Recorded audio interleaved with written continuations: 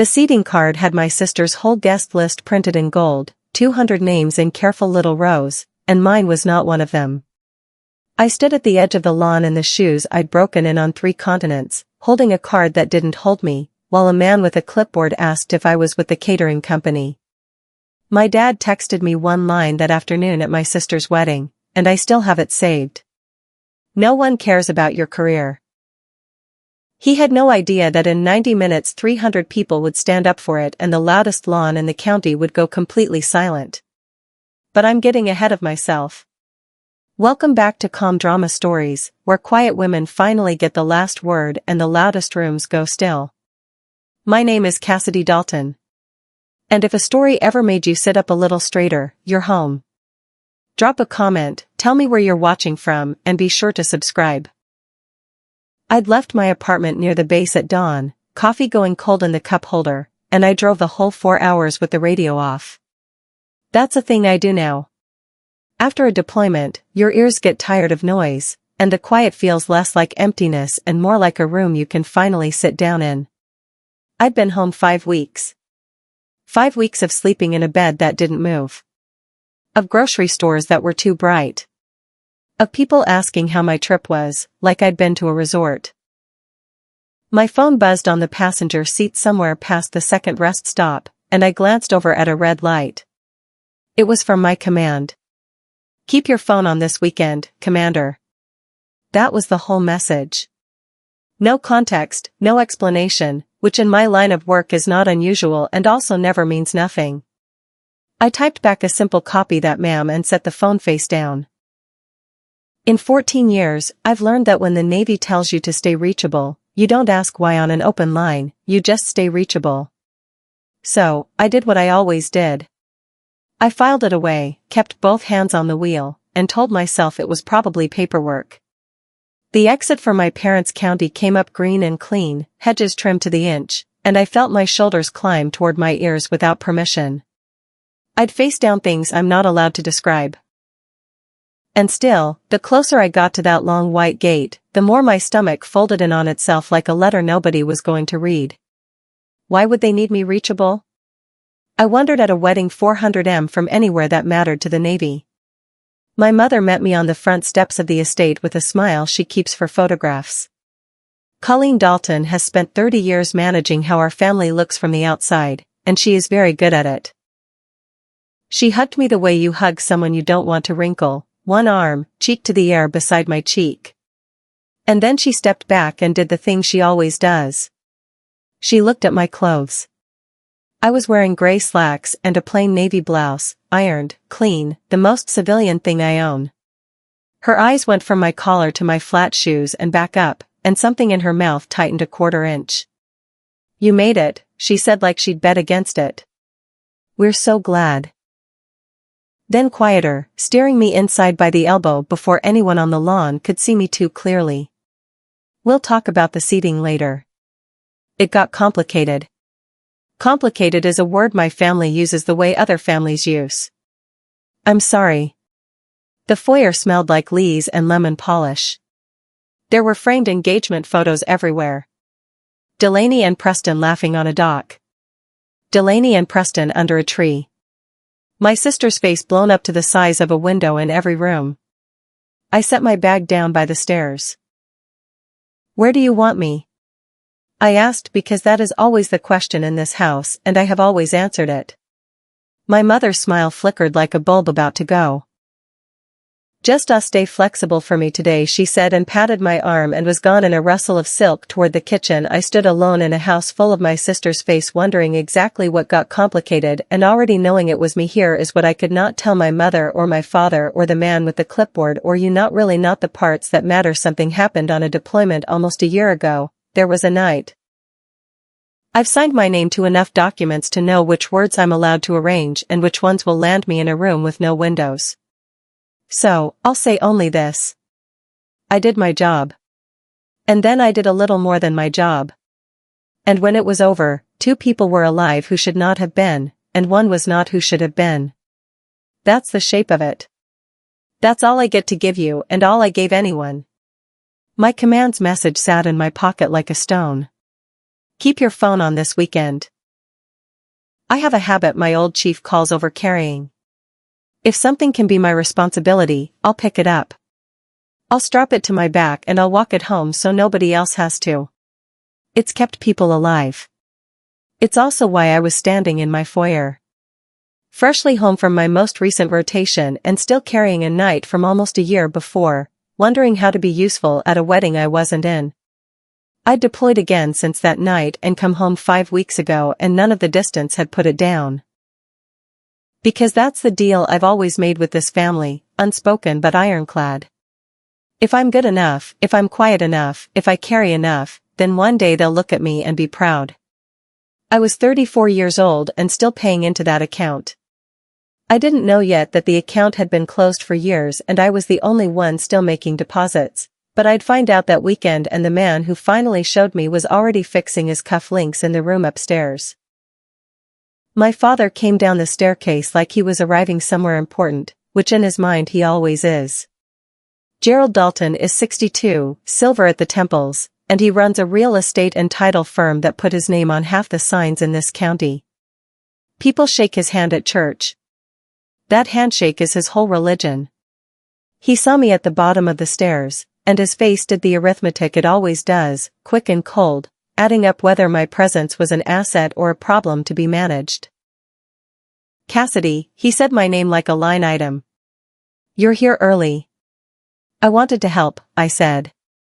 His eyes did what my mother's had done, traveled down my plain clothes, and I watched him decide I'd pass the lowest bar. At least I wasn't in a uniform. Good. Good. A couple in linen drifted past the open door, and my father's whole body changed, warmed, brightened. Bill, Susan, come in. Come in. He steered them toward me with a hand on each of their backs. This is my eldest, Cassidy. She does something with the military. Administrative side, I think. Very steady girl. Administrative side. I have a security clearance most senators can't dream of. And my own father introduced me like I answer phones. I smiled and shook their hands because that's what steady girls do. And I felt the old familiar burn start low in my chest. The one I've spent a career learning to breathe through. So nice to meet you, Susan said, already looking past me toward the champagne. My father was already gone, already laughing at something Bill said, his hand on Bill's shoulder like they were brothers. I stood there in the warm lily air, introduced and dismissed in the same breath. I found out I'd been cut from the wedding party by accident from a florist. She was checking her list in the dining room and asked me kindly if I was one of the bridesmaids so she could set aside a bouquet. I was told there'd be 4, she said, frowning at her clipboard. But I've only got 3 names. 3 names. My sister has 1 sister. I went and found my mother in the kitchen and I kept my voice level. The way you keep your voice level when you're holding something that could break. Mom, am I not standing up with Delaney? She didn't turn around from the flowers she was fussing. Oh, honey, it just got so crowded up front, and the photographer said the line looked cleaner with an even number, and you're always so busy. We didn't want to obligate you. She said it all in one smooth breath, the way you read a script you've rehearsed. Could you keep an eye on the gift table for us, though? You're so good at logistics. I had asked to be here. I had driven 4 hours. I had ironed the most invisible clothes I owned so I wouldn't embarrass anyone, and I was being handed the gift table like a consolation prize with a bow on it. Sure, I said, because the word was already out of my mouth before the burn could turn into anything my mother would have to see. She finally turned, relieved, and put both hands on my arms. You understand, don't you, she said, searching my face for the yes she needed. And there it was. The question my whole family runs on. The one that has cost me 20 years of standing at the edges of rooms. You understand, don't you? Delaney found me by the gift table an hour later, radiant in a robe with bride stitched across the back in cursive, and she hugged me like she meant it, because she did, in the way she means most things, warmly and without looking too closely. You came, she said. I told Mom you'd come. My sister is 28 and has never once had to ask where she should stand in a room. She has always simply belonged in the center of it, and she loves me the uncomplicated way people love things that have always been there. Of course, I came, I said. She squeezed my hand and then in the same breath, can you make sure the seating cards get to the right tables? You're so much better at that stuff than I am. She didn't hear it. That's the thing about Delaney. She doesn't hear it the way I get handed the work and kept out of the picture because to her it's just Cassidy being Cassidy capable and off to the side. Preston came up behind her, her groom, tall and a little rumpled and kind around the eyes. He shook my hand with both of his. Cassidy, God, it's good to finally meet you. Delaney talks about you all the time. He glanced at the gift table, at the seating cards in my hand, and I saw a small question cross his face. The beginning of a man doing math he hadn't meant to do. You're not he started, and Delaney was already pulling him away toward the tent, laughing, and he went. But he looked back at me once over his shoulder. It was the first time all day someone had looked back. I didn't know it yet, but that small backward glance was the first crack in the wall. My grandmother Rosemary is 84 and does not manage how anyone looks from the outside. She found me by the gift table, took my face in both her papery hands, and said loud enough for the room. There she is, the best of the whole bunch.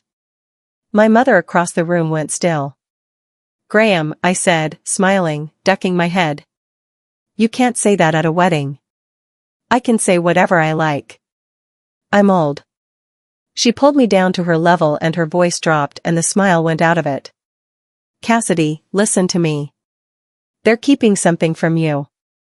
I felt the day tilt half a degree. What do you mean? There was a letter. She started. It came to the house last. And then my mother was there appearing at Rosemary's elbow the way she appears.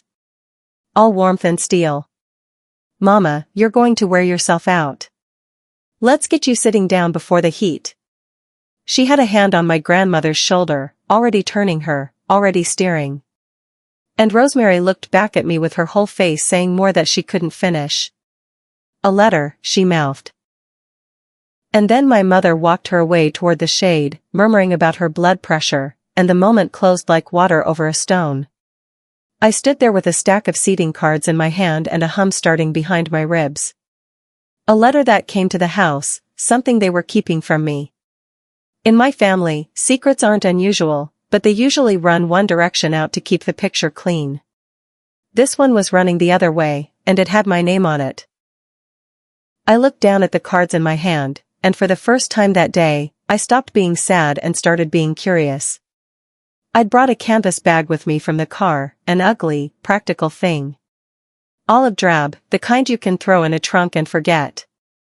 Inside, wrapped in a spare shirt so it wouldn't rattle, was a small blue box. I hadn't opened it. That sounds strange, I know, to carry a thing 400 miles and not open it. But I'd had my reasons, and the reasons had names I wasn't ready to say out loud in a house full of Lees. When my mother swept Rosemary away, I took the bag upstairs to the room they'd put me in, the small one at the end of the hall that used to be a sewing room, and I slid it deep into the closet behind a stack of extra folding chairs. I stood there a second with my hand on the shelf. The box had come to me 2 weeks ago in a padded envelope with a return address I recognized and a cover letter I'd read exactly once before I stopped. It was the decoration itself, the physical metal, mailed to me quietly ahead of a formal ceremony the Navy said it was still arranging, a date and a place not yet set. Whatever it held, it had cost more than I could afford to think about at my sister's wedding. So, I hid it. I'm good at hiding things. It's literally half my job, and I told myself I'd carry it back home unopened and deal with it some quiet Tuesday when there was no one around to watch my face come apart. I pushed the folding chairs in front of it and shut the closet door. Downstairs, someone was testing a microphone, the flat electric thump of it coming up through the floorboards. 1, 2, 1, 2. I went back down to the gift table, but all afternoon some part of me kept feeling the weight of that closed blue box at the end of the hall, like a tooth you can't stop touching. The afternoon filled up with the small, useful work nobody sees. I straightened the seating cards. I found a spare extension cord for the band. I fixed a wobbling table leg with a folded piece of cardstock. And I carried 2 cases of wine in from the delivery van because the caterers were short a pair of hands. And I have carried heavier things up worse hills. That's when it happened. A woman in a fascinator, a guest, older pearls, caught my arm as I passed with the second case. "Excuse me, dear. Could you tell them the bar's out of the good tonic? And when you have a moment, table 9 needs more bread." She wasn't being cruel. That's the part that stays with me. She looked at a woman in plain clothes carrying wine and simply saw the help because that's the only frame she had for me, and I fit it. "I'll pass it along," I said.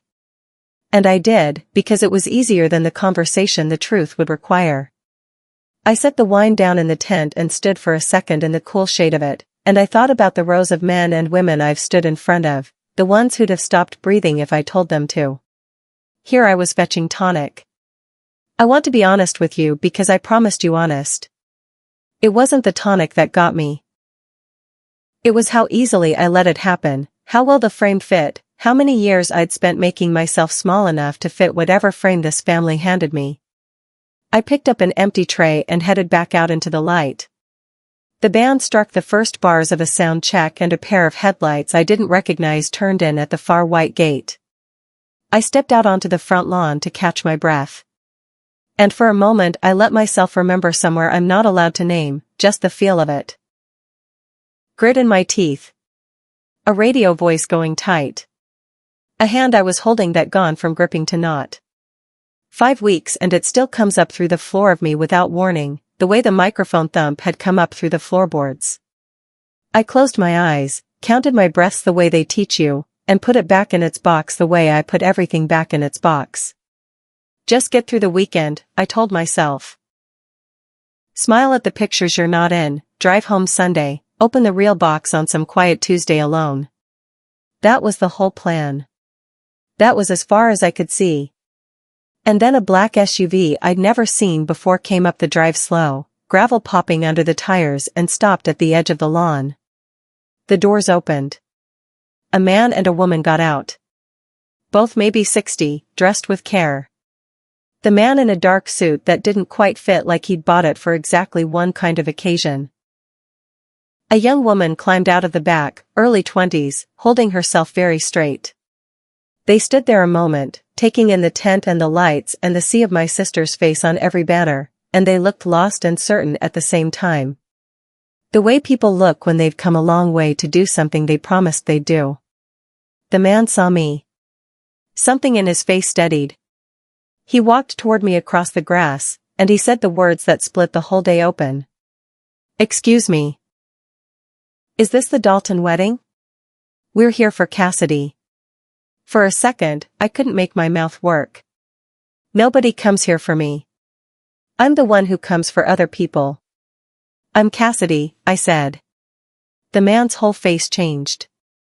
The way a held breath changes when it finally goes. "We're the Reyes," he said.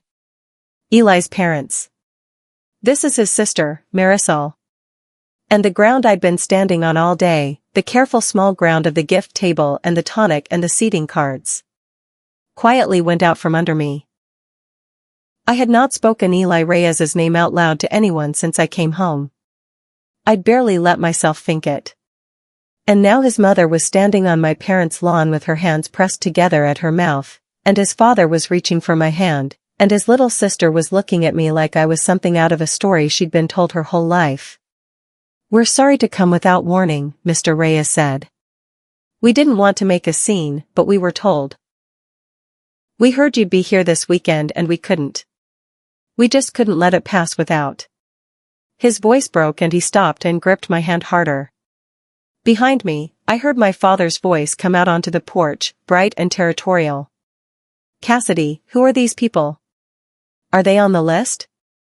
I didn't turn around. I was holding Mr. Reyes's hand and looking at his wife, and I understood in the cold clear way you understand things you've been running from, that whatever weekend I thought I was having was over and a different one was starting, whether I was ready or not. Or with me, I said loud enough for my father to hear. They're my guests, and I felt him go silent on the porch behind me, which almost never happens. My father waited until I'd gotten the rise seated in the shade, with cold drinks, and then he took my arm and walked me around the side of the house where the guests couldn't see, which is where all the real conversations in my family happen. Who are they? He said, not a question, a demand. They're not on Delaine's list. I've never seen them in my life. They're friends, I said.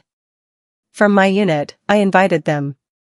That was as much as I could give him, and even that was more than I should have. Your unit? He said it like a word in a foreign language. Cassidy, this is your sister's wedding. 200 people. The Hendersons are here. The Alcotts are here. People I do business with. And you brought what? Strangers. A man in a suit off the rack. I kept my voice flat and even. The same voice I use when everything is on fire and someone has to sound calm. They lost their son. I was there. It matters that I'm here. And it matters that they are. For 1 second, something moved behind my father's eyes, and I thought maybe the words lost their son would land somewhere human in him. But he spent 62 years building a face that doesn't let things land. Just keep them out of the way, he said. Don't let them make this about anything but Delaney. She's waited her whole life for today. Don't you take 1 minute of it from her. Then he straightened his jacket, put his church handshake smile back on, and walked back into the light to be Gerald Dalton for his guests. I stood in the shade a moment longer. Don't you take 1 minute of it from her. I would remember those words later when the whole lawn was on its feet. Mrs. Reyes found me at the edge of the tent while I was refilling the water pitchers, because even then, even with them here, I couldn't stop being useful. It's the only way I know how to hold still. She took the picture gently out of my hands and set it down. Can I talk to you a minute? She said. Just us. We walked a little way onto the grass, away from the band. She held both my hands in both of hers, and her eyes were wet and steady at the same time, the way only mother's eyes get. We never got to thank you, she said. Not properly. There was a service and there were men in uniform who said kind things, and it was all. It was very correct. But nobody would tell us what actually happened. We're not allowed to know. They said. Her thumb moved over the back of my hand. But I'm his mother. I know somebody carried my boy. I know somebody stayed with him. And when we heard your name, we knew it was you. Mrs. Reyes, I said. And my voice did something I couldn't control. So I stopped and started again. I can't. There are things I'm not permitted to. I'm not asking you to break your rules. She said, I'm asking you to let me thank you. That's all. Let a mother thank you. And I, who have carried the wounded and the dead, and never once set the weight down, found that I did not know how to let someone thank me. I looked away toward the tent full of my sister's face. You don't need to thank me for that, I said. I do, she said simply. It's the only thing I have left to give him. What did my son's last hour cost you that you'd carry it this quiet?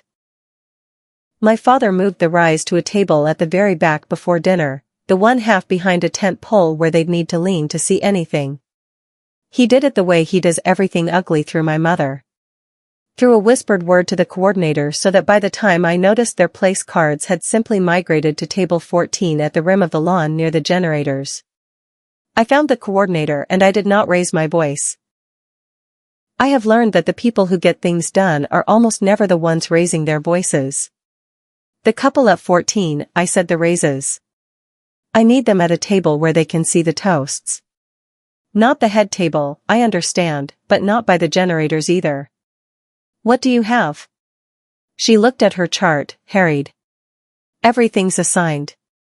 Then unassign something, I said. Pleasant and immovable. Or I'll speak to the bride. I would never have spoken to the bride. But I've spent a career knowing which pressure moves which door, and she believed me, and she found them a spot with a clear line to the front. I did for the Reyes what I have never once managed to do for myself. I stood between them and the small cruelties of this family, and I made a place for them in the picture. And that's the thing I want you to sit with, because I've had to. I could fight for other people all day long. I would carry a stranger's mother's grief across a lawn on my back. But when it came to my own place at the table, I'd hand it over with a smile and say, "You understand, don't you?" The band shifted into something slow, the light started going gold, and upstairs, in a closet, the blue box waited. My mother caught me by the drinks table before the ceremony, and reached up to my collar with 2 fingers, the way she used to fix my hair before church. There was a small pin there, a plain enameled thing, the insignia of a unit that no longer officially exists in any way I can discuss. I wear it the way some people wear a wedding ring for someone who's gone. It's not regulation to wear with civvies technically, but no one had ever once noticed it in this house because no one in this house ever looked that closely at me. My mother noticed. "Sweetheart," she said soft. "Would you take that off? Just for today. Nothing, you know, nothing military. We want the photos to feel timeless." Timeless. My hand went up to the pin on its own. I felt the little cool weight of it under my fingers.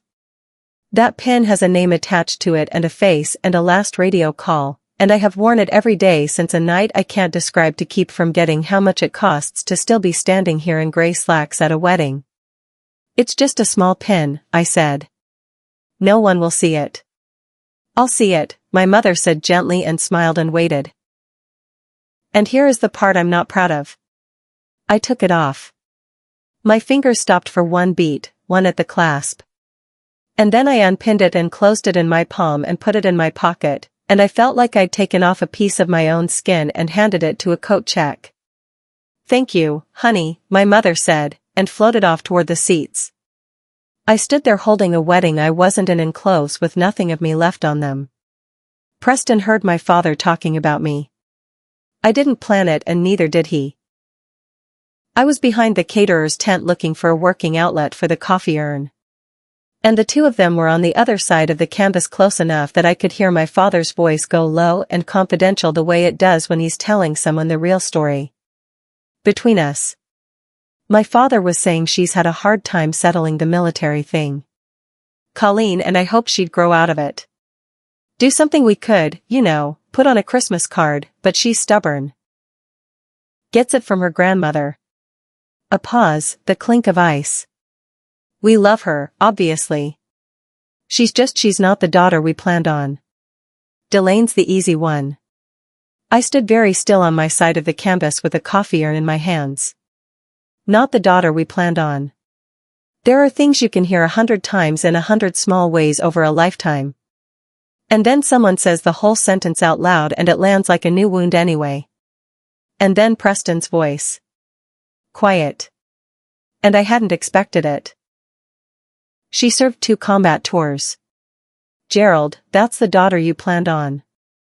Any man would be proud." Silence on the other side of the canvas. My father for once, without a smooth reply. Then cool. "You'll understand our family better once you're in it." I set the urn down before my hands could shake it. When I came around the tent, Preston was standing alone, jaw tight, and he saw me and knew instantly that I'd heard all of it.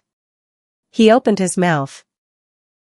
"Cassidy, it's fine," I said, which was the biggest lie I told all day. But I filed his face away. Someone in this family had said proud.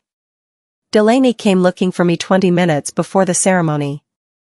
Half in her dress, veil pinned crooked, panic bright in her eyes the way it gets bright in brides. Cass, the unity candle isn't lit, and the officiant can't find the lighter, and Mom's dealing with the flowers, and I can't do this if one thing goes wrong. Please, can you?"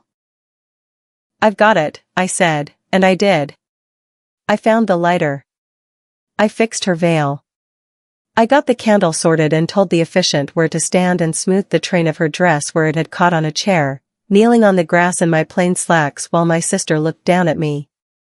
and she said, meaning it as the kindest thing. God, you're so good at this. What would I do without you back here? Back here? Not up there, standing with her, the sister of the bride. Back here on my knees in the grass, keeping the machine running so the picture up front would be perfect. She didn't mean it as a knife. That's what I need you to understand about Delaney. She has never once meant it as a knife. And that's almost worse because it means the shape of my place in this family is so settled that even the person I love most doesn't see it anymore. She just sees Cassidy so good at this back here. You'd manage, I said, and finished with the train and stood and brushed the grass off my knees. She hugged me hard, smelling of hairspray and happiness. I'm so glad you're my sister, she said, and floated off toward the aisle and left me kneeling height in my heart. Even though I was standing. Then a guest tapped my shoulder and asked where the restrooms were. I pointed. That was my ceremony. Eli's little sister, Marisol, found me after the ceremony while the guests were flowing toward the reception tent. She was 19 or 20, and she had her brother's eyes, I could tell, even though I'd only ever seen his eyes in one photograph. And in one last moment, I don't get to describe. She stood in front of me, twisting a program in her hands. Can I ask you something? She said. Of course, my mom said. She started and stopped and started again. My mom said today you might have that you'd want to have the thing with you. She said to tell you it was okay to bring it out if you wanted. I felt the afternoon go cold and clear again. That feeling like altitude. What thing? I said very carefully, though I already knew. I already knew. And my eyes went without my permission up toward the second floor of the house, toward the little room at the end of the hall, toward a closet with folding chairs stacked in front of a blue box. Marisol followed my glance up to the window and then looked back at me, and something in her young face was older than it should have been. She said you'd know, Marisol said quietly. She said, tell Cassidy she doesn't have to hide it. Not around us. And there it was, the box I'd carried 400 miles and buried behind chairs, being called out into the light by a grieving girl who'd been sent to give me permission I didn't know I was waiting for. I looked up at that window for a long moment. Everything I'd built my day around, staying small, staying useful, staying hidden, was suddenly hanging on whether I walked up those stairs. Excuse me a second, I said to Marisol, and I went inside. I went up the stairs slower than my knees wanted to, down the hall past the framed faces into the little sewing room. I moved the folding chairs. I took the olive canvas bag off the shelf and sat down on the edge of the narrow bed with it in my lap. And for a long minute, I just held it the way you hold a phone you know is about to ring with news. Then I unwrapped the spare shirt and took out the small blue box, and I finally opened it. Inside, on a bed of white, was a medal I had not let myself look at since the padded envelope came. A navy blue ribbon, a cross of dark bronze, plain and heavy and old-fashioned, the kind of thing that looks like it weighs more than it does, and it weighs more than it does. There was a folded citation under it that I'd read exactly once. I didn't read it again. I didn't need to. I knew what it said in the flat, careful language they use about a knight and a commander and two men pulled out of a place I can't name and a third who couldn't be pulled far enough. Whatever was in that box, it had cost a life to earn. And the life had a name, and the name's mother was sitting at table 9, trying to see the toasts. I sat there on my sister's spare bed holding the heaviest light thing I own. I understood then why I hadn't opened it. Because a medal is a story the government tells about the worst night of your life. And it's true, and it's not the whole truth. And the whole truth doesn't fit in a blue box. I closed the lid. I didn't cry. And I won't pretend I did. I just sat with it a while in the quiet room at the top of the stairs above a party full of people who thought I fetched the tonic. I put the medal back in the closet. I want you to understand that because it matters for everything that comes after. I had it in my hand, the one thing in that whole house that could have wiped the smug arithmetic off my father's face. And I chose to hide it again behind the folding chairs. Not out of shame, out of the same old habit I've been describing to you all day. The one my chief calls overearing. This was Delaney's day.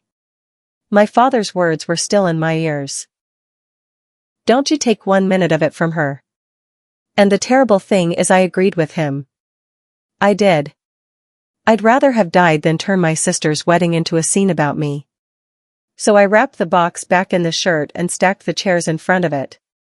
And I went back downstairs to fetch tonic and fix table legs and stand at the edge of the picture because that is who I had decided to be and I was very committed to it. Marisol was waiting at the bottom of the stairs. She looked at my empty hands.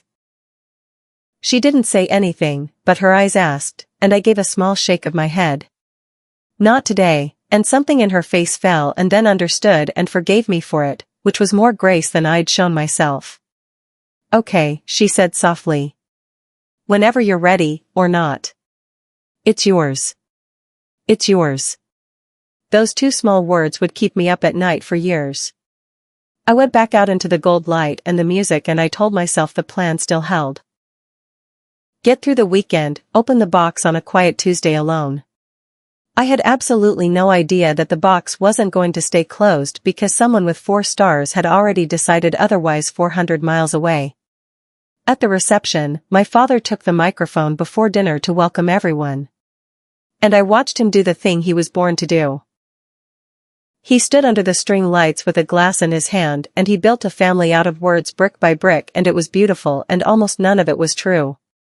Colleen and I have been blessed, he said with 2 extraordinary daughters. He gestured to Delaney glowing at the head table and the room went ah. He did not gesture to me. I was standing by the gift table at the back where I'd been assigned, and his eyes passed over me the way your eyes pass over a coat rack. Family is everything to us, he said. It's the only thing that lasts, the name you carry, the people you stand beside. He raised his glass to family. 200 people raised their glasses to a family I wasn't in and a toast given by a man who'd cut me from the line to keep the photos clean. And I stood at the back and clapped because that's what you do. And I felt the strangest thing come over me. Not anger. Something quieter and more dangerous than anger. I felt done. Not loud. Done. Not throw a drink. Done. Just somewhere very deep and very old. A small light going off in a room I'd kept lit my whole life. The room where I waited for him to be proud of me. He talked about the name you carry. The people you stand beside. And he had no idea he was standing beside a woman who'd carried people out of hell and would never ever put that on a Christmas card. The band came back in, the salads went out, and a caterer told me table 9 still needed bread. Rosemary caught my sleeve as I passed with the bread. My grandmother has a grip like a bird's foot and the timing of a woman who's watched this family for 60 years. Sit, she said, patting the chair beside her. And I sat because you sit when Rosemary tells you to. She leaned in close. Her powder and her peppermint. I have to tell you before that man does something even I can't forgive. She said there was a letter. It came to the house. Oh, 10 days ago now. Official Navy return address. The real kind. I saw it on the hall. My whole body went quiet the way it does before something. What did it say, Graham? I don't know exactly. Her old eyes flashed. Because your father took it into his study and shut the door. And when I asked him what it was, he said it was nothing. It was addressed to you, but it was nothing. And I could tell by his face it was not nothing, Cassidy. I raised him. I know his lying face better than his true one. A letter addressed to me. Official Navy opened by my father called Nothing and Hidden. My mind was already running the possibilities cold and fast the way it runs them when a mission's gone sideways. Where is it now? I said that's the thing, Rosemary said and gripped my hand harder. I went to look this morning. It's gone from his study. He's moved it or burned it. I couldn't find it. She sat back, breathing hard, her eyes shining with something between grief and fury. Whatever they sent you, baby, your own father decided you weren't allowed to have it on today of all days. Now what? she said, would a man hide from his own daughter about the Navy? I was halfway out of the chair to go find my father when the coordinator materialized at my elbow, breathless with a crisis. The champagne tower's leaking and the best man's lost his cards for the toast. And your mother said you'd know what to do. Of course, my mother said I'd know what to do. I always know what to do. That's my whole function in this family. The fixer at the back of the room. And even now, even with my grandmother's words ringing in my ears, some trained reflex in me stood up and went to handle it. I want you to see how deep the grooves ran. I had just learned that my father had hidden an official letter from the Navy addressed to me on the day of days, and my first instinct was to go fix a champagne tower. I got the best man his cards. I found a bar towel for the tower and told the caterer to slow the pour. It took 9 minutes, and the whole 9 minutes, my mind was 2 places at once, hands doing the small work, heart circling the letter like a hawk. What would the Navy send me by mail to my parents' house? Not orders. Those don't come that way. Not routine, something formal, something embossed, something my father took one look at and decided I couldn't have. By the time I'd stopped the leak and turned back toward Rosemary, the moment had scattered. Dinner was being served, and my father was across the lawn laughing with the Alcott, untouchable, glowing, the picture of a man with nothing to hide. I stood there with a wet bar towel in my hand and made a decision. Not tonight at the table in front of everyone. But before this weekend was over, I was going to ask my father to his face what he'd burned. That's when Nadia Okoro walked onto my parents' lawn in a dark dress, and my knees nearly went out from under me. Chief Nadia Okoro is 36 years old and one of the 2 people alive because of a night I can't describe. And the last time I'd seen her, she'd been on a stretcher with my jacket balled lead under her head. Now she was walking across the grass toward me, upright, heeled, whole, and she stopped in front of me and did not hug me. She came to attention just slightly, just enough, the way you do for someone you'd follow anywhere. "Ma'am," she said, and her voice was thick. "Nadia." I gripped her hand. "You're standing. Thanks to you." She looked around at the tent, the lights, the head table, my sister's face on every banner, and I watched her read the whole situation in about 4 seconds, the way good chiefs read a room. Her eyes came back to me and to my plain clothes and to the gift table behind me, and something in them narrowed. "Ma'am," she said carefully, are you in the wedding?" "It's complicated," I said. She didn't push, but her jaw set. Nadia has never in her life let a slight to me pass without noting it for later. Then she leaned in quieter, and the thing she said made the ground tilt again. "Ma'am, they told you to keep your phone on this weekend, right? You got that word from command." "Yesterday," I said. "Why, Nadia, what's going on?" She looked at me a long moment and I saw her decide how much she was allowed to say and land on almost nothing, which is its own kind of answer. "Just," she said, "keep it on. And ma'am, wherever they've got you standing right now, don't get too comfortable back here." I pulled my phone out of my pocket right there behind the gift table and there was a new message from my command sent 11 minutes ago and it said, "Confirm your present location." 1600, I read it 3 times. Confirm your present location. My command does not ask where I am for fun. In 14 years, I have learned that a request for your location, time to the hour, means something is coming to that location. And it means someone above me has already decided it's coming whether you're ready or not. It was 2:45. I stood behind the gift table at my sister's wedding in clothes with nothing of me left on them holding a phone that had just told me the outside world was about to walk in the front gate. Nadia was watching my face. "You getting it now?" she said quietly. "Getting what?" I said, but my mouth had gone dry because I was starting to put the shape of it together. The letter, the phone. Keep it on. Confirm your location. The Reyes is driving 400 m. Marisol saying she'd know. And a blue box behind the folding chairs upstairs. Nadia, what did they plan?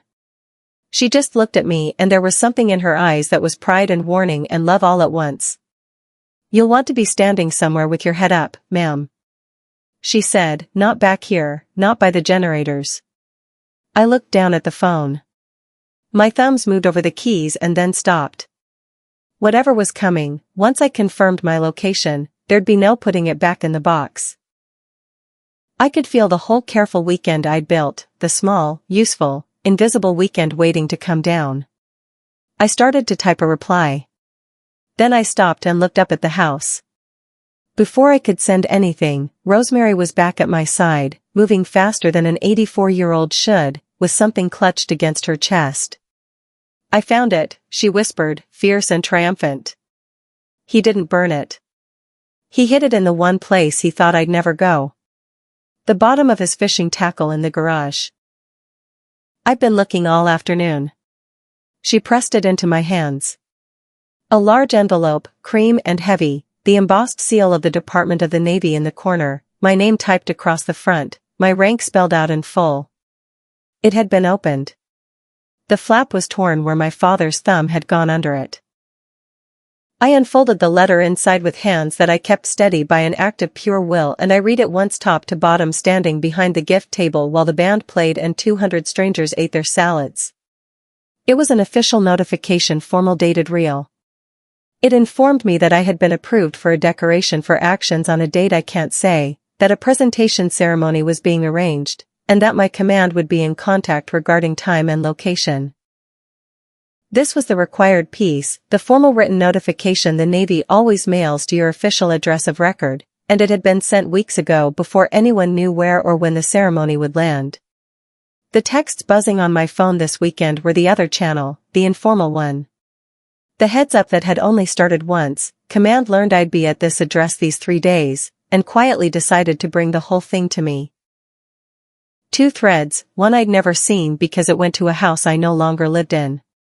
And the letter had come to my parents' house because it's still my address of record. And my father had opened it, read exactly what his daughter had done and what she was about to be honored for, and decided that I couldn't have it because it might, in his words to Rosemary, be nothing, because it might make today about the wrong daughter. I looked up from the letter, and across the golden lawn my father caught my eye and smiled his church smile and lifted his glass to me an inch, and I understood at last that he had known all along. I found my mother by the cake and I showed her the letter without a word, and I watched her face fall through several floors before it landed. You knew? I said. It wasn't a question. Cassidy. She reached for my arm and I stepped back. Your father. We thought you thought what exactly? My voice was so level it scared me. We thought it would keep till after the wedding, she said in a rush, low, her eyes darting to see who was near. It's not that we're not proud, honey. We are. Of course we are. It's just your father said if it came out today, it would turn everything into a circus. It would take over Delane's day. And you know how she's waited. And so we thought it was better to just to wait to tell you next week quietly. You were going to let me stand back here by the generators, I said, fetching tonic and clothes with nothing of me left on them, while a letter in the garage said the Navy wanted to honor me, and you were going to call that being proud. Her mouth worked. And then quietly, the truest thing my mother said all day, the thing that let me finally see her whole. Your father decides these things, Cassidy, she said. He always has. I keep the peace. And there she was. Not a villain. A woman who married a man who measures everyone by what shows and spent 30 years keeping his peace and never once realized her own daughter was one of the things he'd decided didn't show well enough to keep. Where is he? I said. Cassidy, please don't make a where is he, Mom? She looked toward the far edge of the lawn near the hedges. He's setting up the family photo, she whispered. He wants it before the light goes. My father was arranging people in front of the tall green hedges at the west end of the lawn. The photographer fussing with a reflector. The golden hour doing its work. Delaney and Preston in the center. My mother sliding into place. Grandmother Rosemary parked at the edge in her chair, refusing to smile. I walked up with the letter still in my hand, and my father saw it, and I watched him not flinch, which was somehow worse than flinching. There you are, he said smoothly before I could speak. Good. We need you for a few of these. Then you can get back to helping. Stand. He glanced at the frame, at the clean line of his perfect family, at the tall dark hedge behind them. Stand over there behind Rosemary. You can tuck in at the side. I didn't move. You opened my mail, I said quietly. Just for him. You read it and you hid it in your tackle box. His jaw tightened by a millimeter. It's not the day, Cassidy. It's an official notification from the Navy addressed to me. And it'll keep. He said it flat. Final. The voice he uses to close a deal. This is your sister's day. Not everything is about you and your career. He said the word career like it tasted bad. No one here came to see that. They came for Delaney, so let's just get the photo and we'll deal with your Navy business next week privately like adults. The photographer called for everyone to look this way. My father turned his church smile back on for the camera. And behind that smile, I finally saw the whole of him, a man so certain that worth is the thing you can show, that he'd hidden his daughter's honor in a tackle box to keep the picture clean. So, I went and stood behind the hedge. I want to be honest about that because I promised you honest. My father pointed me to a spot half hidden behind Rosemary's chair and the tall green wall of the hedge where the frame would swallow me, where I'd be technically present and functionally erased. And I went, old habit, steady girl. The photographer raised the camera and started counting. And I stood there in the leaves with my honor folded in my pocket, being tucked out of my own family's picture, and my phone buzzed against my hip. I looked down. It was from my father, sent from 12 feet away, his thumbs moving behind his smile so no one would see him do it. No one cares about your career. Stay out of the pictures. I read it standing in the hedge. I looked up. My father was smiling at the camera, my mother beside him, my sister glowing, the golden light pouring over all of them, and me a shadow behind a shrub, holding a phone that held the truest thing he'd ever said to me. No one cares about your career. And something in me finally, after 34 years, just quietly set the account to 0. I walked out from behind the hedge, past the photographer, across the lawn, and I kept walking out toward the row of cars parked along the drive because the only plan I had left was the oldest one. The one I always fall back to. Leave quietly. Don't make a scene. Drive home. Open the box on a quiet Tuesday alone. I found my car. I put my hand on the door. And then I stopped with my fingers on the cold handle and I looked back across the whole golden lawn at the tall green hedge they'd hidden me behind. I looked at it for a long moment and I let go of the handle. I stood in the gravel with my hand hovering an inch from the car door I wasn't going to open, and I understood something I'd spent my whole life not letting myself understand. Every other time I'd left. Every slight, every seat at the back, every introduction as the administrative one, I'd swallowed it and driven home and told myself that leaving quietly was dignity. It wasn't dignity. It was me agreeing with them. Every time I left without a word, I was co-signing the story that I was the one who didn't belong in the picture, the daughter who didn't show well, the one you could hide behind a hedge and no one would miss. I was so tired of co-signing. I took out my phone and I did not text my father back. There was nothing to say to a man who just told me the truth. Instead, I found Nadia's number and I sent one line. Not to threaten anyone, not to make a scene, just to plant my own feet in the ground for once in my life. Confirmed. I'm here. That was all. I hit send and I put the phone back in my pocket and I turned around away from the cars, away from the easy, quiet exit, and I walked back toward the lawn, not to the gift table, not behind the hedge. I walked to the table where the Reyes were sitting near the front in the seats I'd fought to get them, and I pulled out the empty chair beside Eli's mother, and I sat down in the picture for the first time in my life. Mrs. Reyes reached over and took my hand without a word. Across the lawn, my father was still smiling for the camera, still arranging his perfect family with no idea at all that the photo was already ruined. And by whom? I sat with the Reyes while the light went from gold to amber, and for the first time all weekend, I let someone else carry the conversation. Mrs. Reyes held my hand on the tablecloth and told me the part I'd never known, the part that happened on their side of that night. The night the officers came to our door, she said. One of them, a young man, he wasn't supposed to, I think, but he stayed after the others left and he sat with us at our kitchen table until 2 o'clock in the morning. And he told us he wouldn't say what happened. He said he couldn't. But he told us this. He said, "Ma'am, sir, I want you to know your son was not alone. There was an officer with him. She held on to him. She would not leave him. She stayed past when it was safe to stay." Mrs. Reyes's thumb moved over my knuckles, and her eyes were dry now and enormous. "We didn't know your name then. We just knew there was a she. And we held on to that, sir, and I for a long time that our boy had a she who wouldn't leave him." I couldn't speak. Marisol across the table was crying without sound. "And then a few weeks ago," Mrs. Reyes went on. "A man from the Navy called. He said there was going to be a ceremony. He said that she had a name and it was Commander Dalton. And would we, the family, want to be there when they honored her?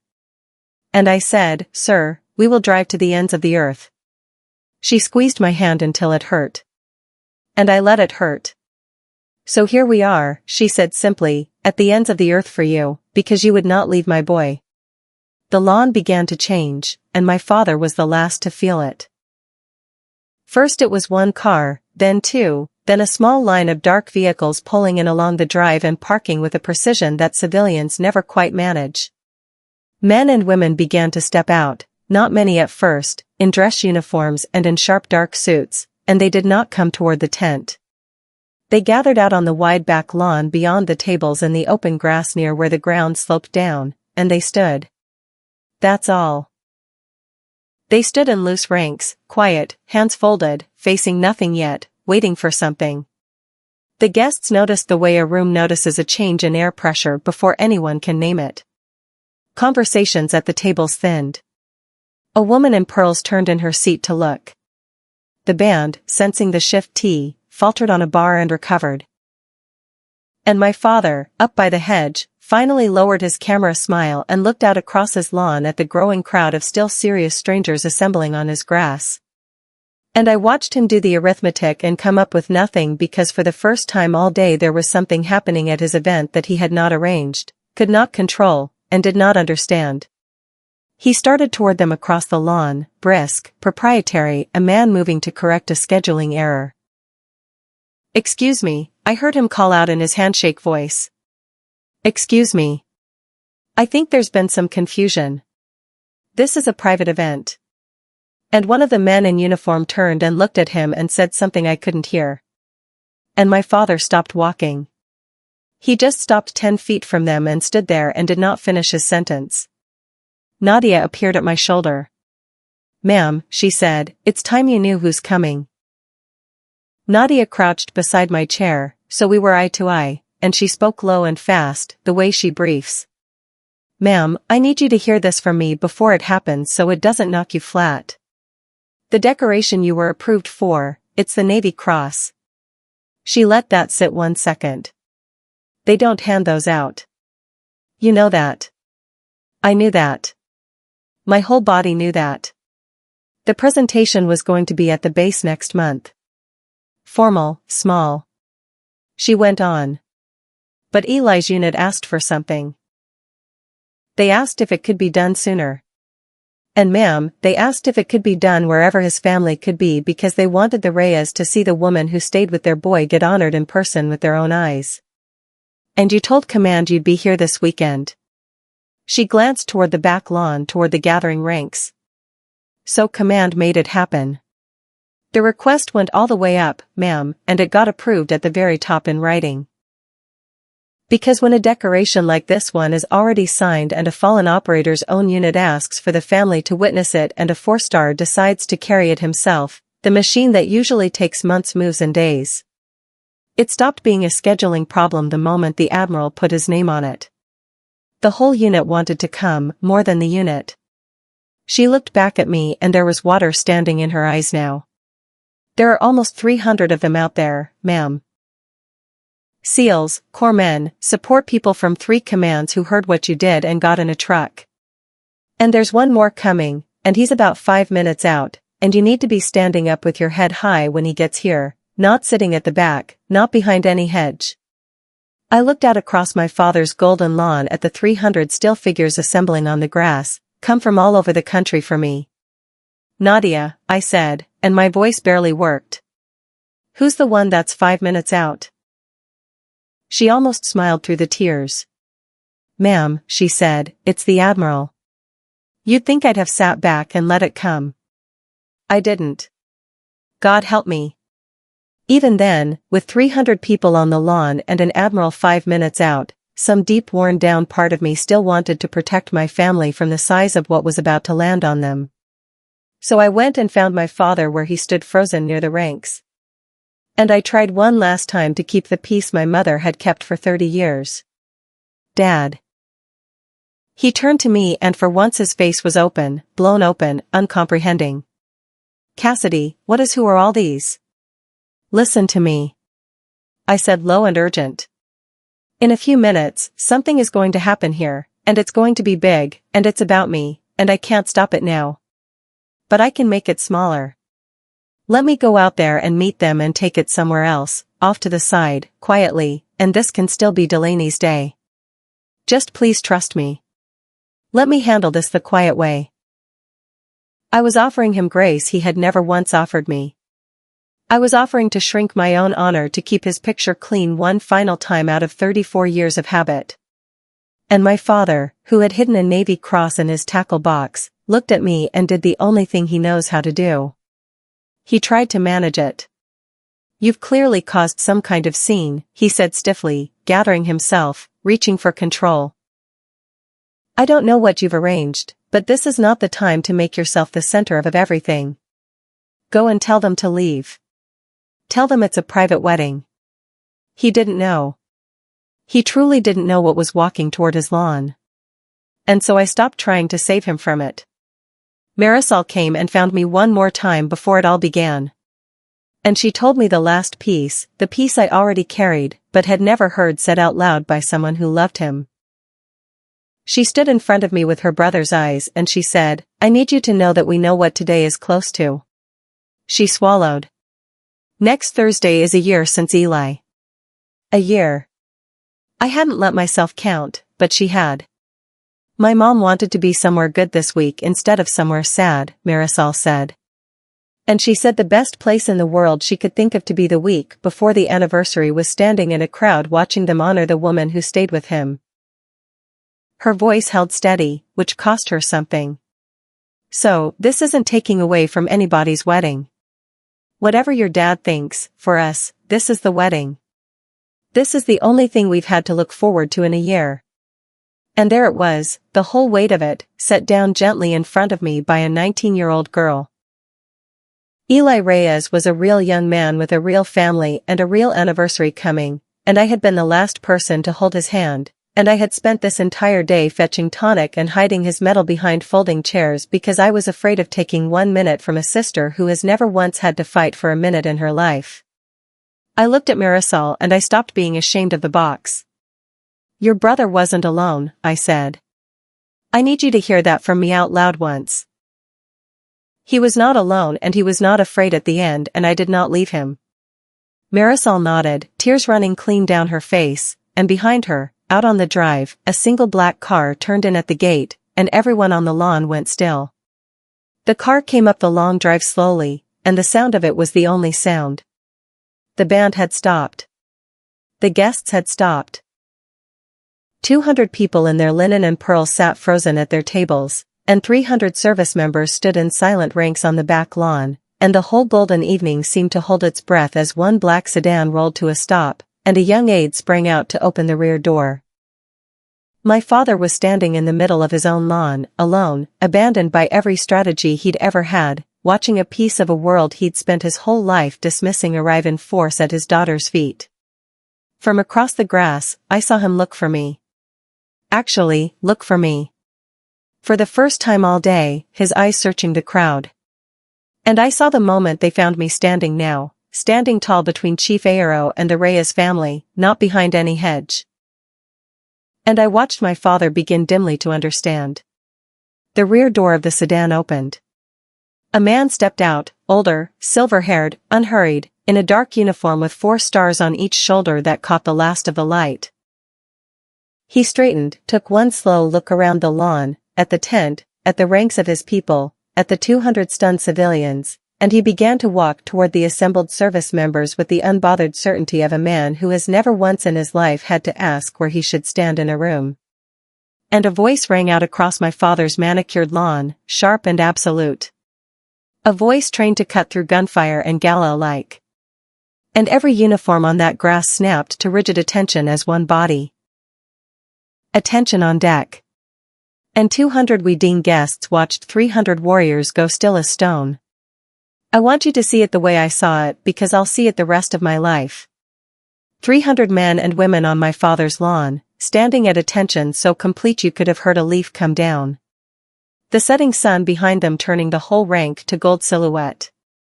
The string lights just beginning to glow overhead, useless and pretty against the sheer gravity of what had assembled underneath them. And in front of all of it, 200 wedding guests, the Hendersons and the Alcotts, and the women in pearls who'd sent me for tonic, sitting utterly silent, napkins in their laps, not one of them daring to move. The champagne went flat in the glasses. Somewhere a chair scraped and stopped instantly, like even the furniture knew better. My father stood in the no man's land between his guests and the ranks, and I have never in 34 years seen him at a loss. He was at a loss now. His mouth was slightly open. His hands, which have shaken every important hand in this county, hung at his sides, doing nothing. He looked at the ranks. He looked at the 4 stars walking toward them. He looked at me, standing tall at the front now, no longer behind anything. And I watched the first faint understanding move across his face. The understanding that the daughter he'd introduced as administrative, the one he'd sent for bread, the one he'd hidden behind a hedge and texted "No one cares about your career," was the reason 300 people had crossed the country and gone silent on his lawn. Delaney, at the head table in her wedding dress, had both hands over her mouth. Preston had risen halfway out of his chair, and the Admiral reached the ranks and turned and looked for one person in the crowd. Me. At ease, the Admiral said, and 300 people settled into parade rest with a single soft rustle. And then he did something no one expected. He walked alone, away from his ranks, across the open grass, past the stunned tables, all the way to where I stood with the Reyes family, and he stopped in front of me and came very slightly to attention himself. "Commander Dalton," he said, his voice carried because he let it. "Admiral Marcus Ree, I'm sorry to interrupt your family's celebration." His eyes flicked once and only once toward my father and then came back to me, and there was nothing in them but respect, but some things won't keep. And after what you did, I decided this one wasn't going to wait in an office one more month. He turned then to include the whole frozen lawn, guests and warriors alike, and he raised his voice so that every soul on that grass would hear it. "Ladies and gentlemen, I know you came here today for a wedding, and I promise you'll have it back, but you're about to witness something most of you will never see again in your lives. And I'd ask you to stand for it." And 200 wedding guests, the woman in pearls, the Hendersons, the Alcotts, my mother by the cake, rose to their feet on my father's lawn because a 4-star Admiral had asked them to for me. An aide stepped forward carrying a flat case and Admiral Ree took from it a folded citation and he unfolded it and he began to read in the flat and formal language of the Navy the official account of a night I had never been able to describe to anyone, the night my father had hidden in a tackle box. "The President of the United States takes pleasure in presenting the Navy Cross to Lieutenant Commander Cassidy Dalton, United States Navy, for extraordinary heroism." The Admiral read the citation, and I will not give you all of it, because parts of it belonged to a room with no windows, and parts of it belonged to Eli, and parts of it I still can't say out loud without going somewhere I can't come easily back from. But my family heard it. That's what I need you to understand. For the first time in 34 years, standing on their own lawn, my mother and my father and my sister heard in plain formal words what their administrative daughter actually did on a night they'd never asked about. They heard the word ambush. They heard without the classified details that when the shooting started their daughter did not take cover, that she went the wrong way on purpose into it toward the wounded and pulled 2 people out of a place the citation called untenable, and that she went back a 3rd time for a 3rd and stayed with him past the point where staying was survivable and would not leave him, and that because of what she did that night, 2 Americans came home alive who would not have. The Admiral's voice never rose. It didn't have to. 200 guests stood in total silence and listened to a story that recontextualized every small cruelty they had watched all afternoon without knowing they were watching it. The woman in pearls had a hand pressed to her chest. Delaney was weeping openly at the head, her veil in her fist, and my father stood alone in the grass, and I watched the words hit him one by one. Career heroism the wrong way on purpose. And I watched something in his certain face begin at last to come apart because he was hearing in front of everyone whose opinion he had ever cared about exactly what he had hidden in his garage. When the Admiral finished reading, the silence held for a moment longer, and then something happened that my father will live inside for the rest of his life. The guests turned to look at him. Not all at once, not on purpose, just a slow, terrible drift of 200 faces swimming from the woman being honored to the man who'd hosted them, the girl's father. Because that's what you do at a moment like this. You look to the family. You look for the proud father. And they found Gerald Dalton standing alone on his grass with no church smile left on his face. And every single person there had heard him all afternoon with their own ears. They had heard him introduce me as administrative. They had heard him call it my Navy business. Some of them, the ones near the hedge, had even seen him wave me to the back. And now they looked at him and did the math that I had done years ago. And I watched it land on face after face after face, the understanding of exactly what kind of man hides this daughter behind a hedge. My mother had both hands pressed to her mouth. My grandmother Rosemary sat in her chair with her chin up and tears on her face and something fierce and vindicated burning in her old eyes. And Delaney, my sister, the bride, stood up from the head table in her white dress, and she looked across the lawn at me and then at our father. And I watched my sister's face change into something I'd never seen on it before. Not confusion, not obliviousness, understanding. She looked at Dad like she was seeing the whole architecture of our childhood for the first time. And the Admiral turned to me and lifted the case and said, "Commander, if you'll permit me." Admiral repinned the Navy cross to the plain Navy blouse I'd worn to be invisible in. His hands were steady and unhurried, and when it was done, he stepped back and did the thing that undid me. He came to attention and he saluted me. A 4-star admiral in front of 300 warriors and 200 civilians, and my whole family and 300 service members behind him saluted with him as one. I returned it. I don't remember deciding to. Your body knows. And then Admiral Reed did the thing I had not seen coming. The thing that turned the whole evening from a moment that happened to me into a choice I had to make. He reached to the aid stand and he took up the microphone that my father had used 2 hours ago to toast a family I wasn't in. And he held it out to me. "Commander," he said gently, "just for me and the mic 300 of your people came a long way. 200 of your family's guests are standing, and I think there might be some things that need saying on this lawn tonight." His eyes went deliberately to my father and back to me. And I understood exactly what he was offering. He was handing me the floor. He was handing me the whole stage my father had built, the microphone, the 200 witnesses, the perfect golden light, and every year of being called administrative and sent for bread and hidden behind a hedge. I could say anything. I could say all of it. I stood there with a Navy cross on my chest and my father's microphone in my hand and 20 years of receipts in my mouth, and the whole lawn waited, and my father 10 feet away closed his eyes and braced for the bill. Here is the thing nobody tells you about finally holding the microphone. You realize the whole time you thought you wanted it, what you actually wanted was for them to hand it to you willingly. And no one ever will. And once it's just in your hand, taken, the wanting goes strange and quiet. I looked at my father with his eyes shut, braced. I could have handed him the bill for 20 years right there in front of the Hendersons and the Alcott and every hand he'd ever shaken. I could have read his text message aloud, "No one cares about your career," and let 200 people hear it and watch him die a small death on his own lawn. I could have told them about the tackle box, about the hedge, about administrative. I had the receipts and I had the room. And God helped me. Part of me wanted to.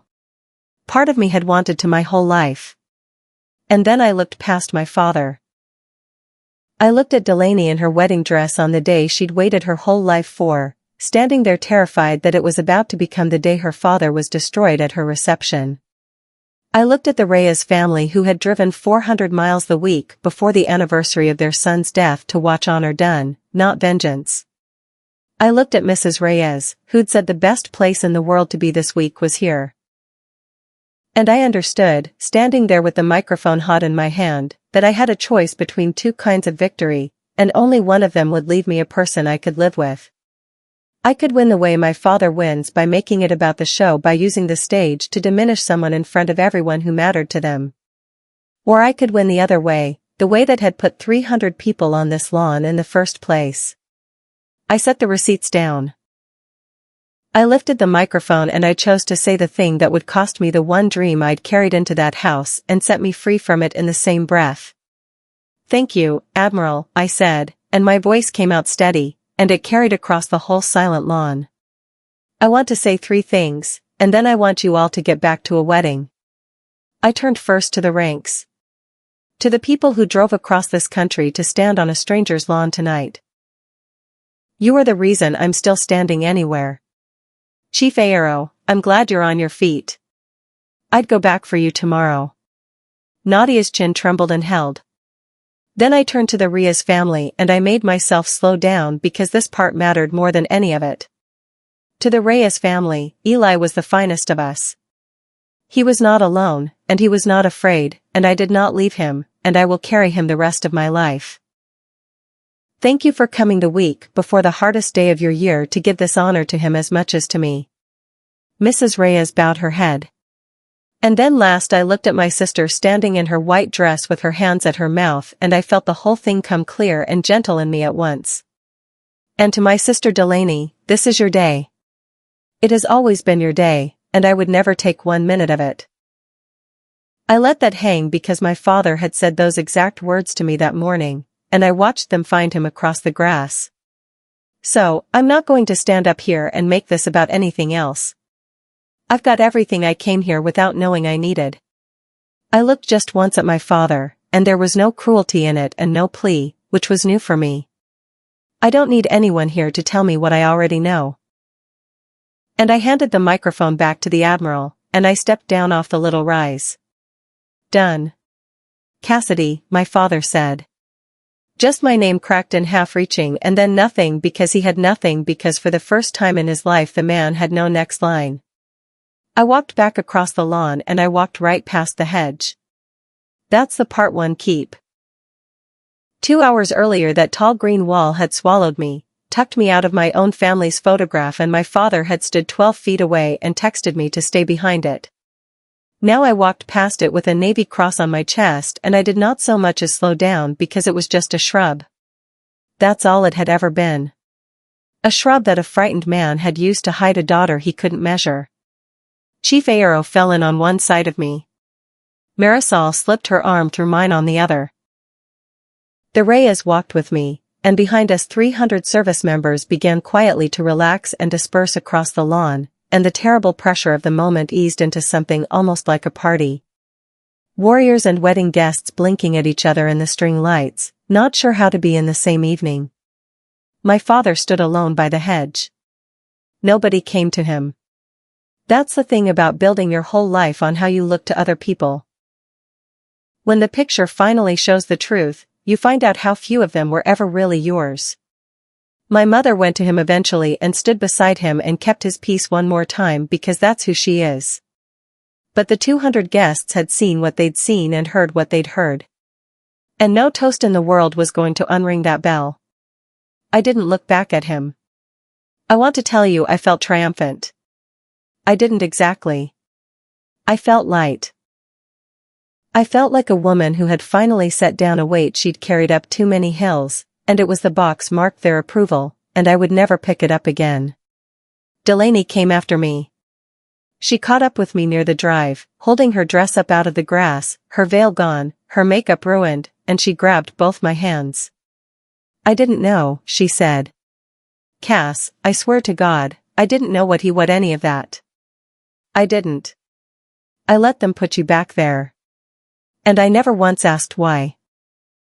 All these years, I never asked why. I just let it be because it was easier. And I'm so sorry. And here's the thing. She was the first person in my family to ever apologize to me and mean the whole weight of it. I know you didn't know, I said. That's kind of the problem, Del. But I know. She started to cry again, and this time I held her in her wedding dress. In the near dark, a bride and a barely decorated commander, and over her shoulder I could see our father still standing by the hedge, watching his two daughters hold each other and not being part of it. Go finish your wedding, I told her. I mean it. Go dance with your husband. She pulled back and looked at me with our grandmother's fierce eyes, the ones neither of us got from Dad. Will you dance, too? She asked.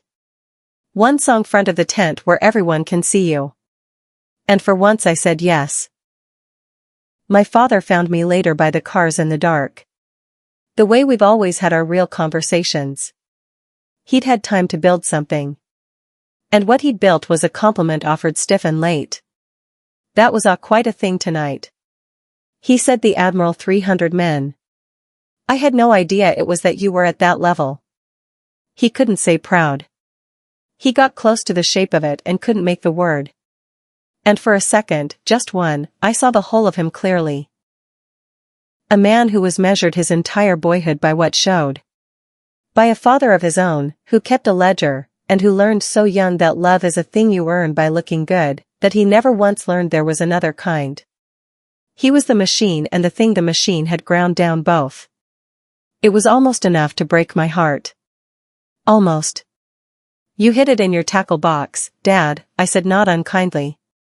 That's the part one won't forget. He had no answer. Good night, I said.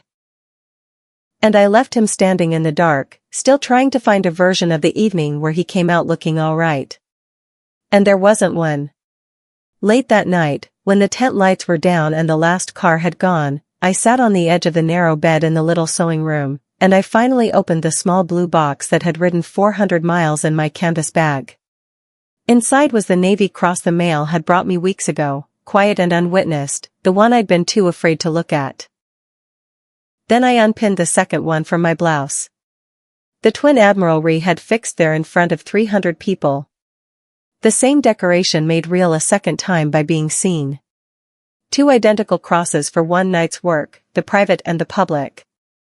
And I laid them side by side on the same bed of white and closed the lid over both. Some people would have worn it to breakfast. Would have left it on the mantel where the church handshake crowd could see. I understood finally why I'd never wanted to. A medal in a case doesn't stop being real just because no one's looking at it. That's the whole secret my father never learned. The one that cost him a daughter's respect and a tackle box full of shame. The truest things you'll ever do are the ones nobody sees on nights you can't describe for people who can't thank you.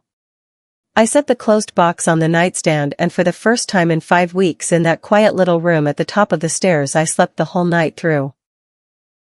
I drove home Sunday with the radio off and the blue box on the passenger seat where the text message had come in 2 days before, and I thought about hedges and photographs and the strange arithmetic of a family that measures worth by what the neighbors can see. My father is still my father. He didn't transform on that lawn. People rarely do. And the world he lives in where you are only worth what you can show is still standing and still full of people who believe it. But it doesn't own me anymore. And it won't own the daughters Delaney might have. That's the only justice that's real. Not that the machine breaks, but that you walk out of it and take the next one with you. Honor isn't the thing you show people. It's the thing that's still there after everyone looks away. I stopped waiting to be seen the day 300 strangers saw me first. A seating card with no name. A text behind a hedge. A blue box I finally opened. If you've ever been the quiet one in your family, the useful one, the one they hide at the back to keep the picture clean, hear me on this. You don't need their permission to stand up straight. The people who matter will know you by what you carry, not by what you show. So, put yourself back in the picture. If this one made you sit a little taller, tell me in the comments about the moment you stopped waiting to be seen, and subscribe, and I'll meet you back here for the next one.